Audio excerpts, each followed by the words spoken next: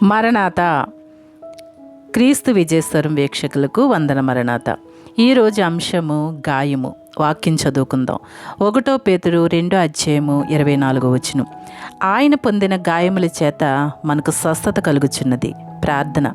మహిమోన్నతుడా, మహాగణుడా, చూచున్న దేవ, కొద్ది నిమిషాలు నీ వాక్యాన్ని వివరించుకుని పోచుండగా మాకు అవసరమైన వర్తమానాన్ని వినిపింపచేయమని, వినుబుద్ధిని గ్రహింపు శక్తి ప్రతి ఒక్కరికి దయచేయమని వాక్య వర్తమానికుడైన యేసు నామంలో వేడుకొనుచున్నాము తండ్రి.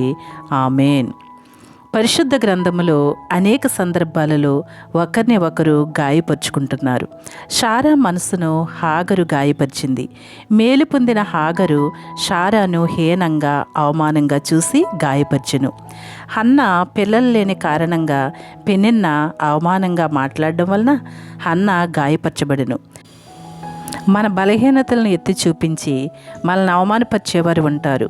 మన నిస్సహాయతను ఎత్తి చూపించి మనల్ని గాయపరుస్తూ ఉంటారు.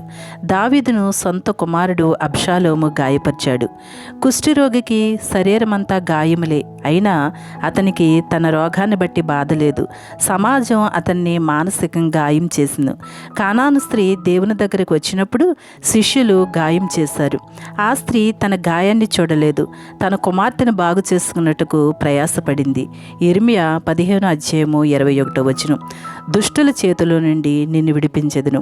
యోబు జీవితంలో ఎన్నో మాయని గాయములు. తన శరీరమునకు కలిగిన బాధపడలేదు. తన స్నేహితుల మాటల వలన గాయం పొందెను. యోబు వలె మనము చాలా విషయాల్లో గాయం పొందుతూ ఉంటాం.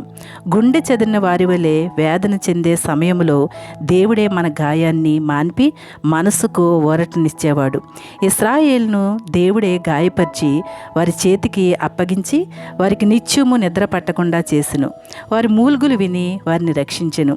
ఎవరూ లక్ష్యపెట్టని మనల్ని దేవుడే లక్ష్యపెట్టి మనకు ఆరోగ్యాన్ని కలగజేసి ఆనందింపజేస్తారు. మన గాయం ఎలాంటిదైనా స్వస్థపరిచి ఆరోగ్యమిస్తాడు. గాయం చేయవాడు ఆయనే, గాయం మాన్పువాడు ఆయనే. నేనే అని చెప్పిన దేవుడు మన గాయాన్ని మాన్పును. సమరయుడు దెబ్బలతో పడి ఉన్న మనిషిని చూసి నూనె రాసి ద్రాక్షారసం పోసి గాయములు కట్టెను. లోక 10:33. మనకు కలిగిన గాయములు చాలా భయంకరమైనవి. మన అవిధేయతను బట్టి స్వస్థత పొందలేకపోతున్నాం. దేవుడే సరైన సమయంలో మన గాయములు కడిగి స్వస్థపరుస్తాడు. మానని గాయముల కోసం మనం చాలా బాధపడతాం. దేవుడు ప్రతి క్షణం మన కోసం తన గాయపడిన హస్తాన్ని చాపి నీ కొరకు నా కొరకు వేచి ఉన్నారు. దుష్టుల చేతుల నుంచి విడిపించి మనల్ని గాయపరిచే శత్రువుల చేతుల నుంచి విడిపిస్తారు. మనం బాధపడితే మన స్నేహితులు, బంధువులు సంతోషిస్తారు. కానీ మన దేవుడు మన బాధలను తీసివేసి మనల్ని సంతోషించేవారిగా ఆశీర్వదిస్తాడు. ప్రతి క్షణం మనల్ని కాపాడి రక్షిస్తూ మనకు తోడుగా ఉంటారు. మనల్ని క్షమించి కృంగిన సమయంలో లేవనెత్తేవాడు. ప్రతి క్షణం మనల్ని ప్రేమిస్తూ మన పట్ల తన ప్రేమను అనుగ్రహిస్తాడు. దేవుడు ఎంతైనా నమ్మదగినవాడు. ఎంతగా మనం గాయపరచబడితే అంతగా మనల్ని పైకెత్తుతాడు. దేవుని స్వభావానికి వ్యతిరేకంగా ఏమీ చేయడు. ఆయన కృపామయుడు, క్షమించడానికి సిద్ధపడినవాడు. మనం కృంగిపోతున్న సమయంలో మన దేవుడు మనల్ని లేవనెత్తుతాడు అనే ఆశ మనల్ని గాయం నుండి విడుదల పొంది ఆనంద సంతోషములతో నింపుతాడు. అట్టి ధన్యత మనందరికీ కలుగును గాక. ఆమేన్.